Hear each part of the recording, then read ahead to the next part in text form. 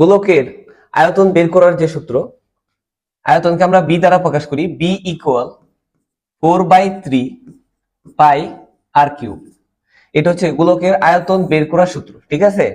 তো আর হচ্ছে ব্যাসার্ধ, তবে এটা অনেক সময় ব্যাসার্ধ না দিয়ে ব্যাস দিতে পারে, হ্যাঁ, তখন আমরা যেটা করতে পারবো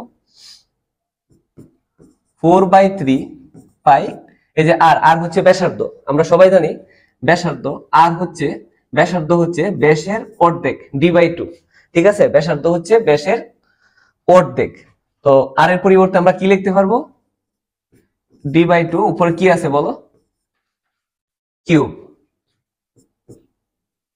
4/3 পাই ইন্টু এই কিউবটা ডি কে পাইলে ডি কিউব, এবং এই কিউবটা যদি 2 কে পাই তাহলে কি হবে 8, ঠিক আছে।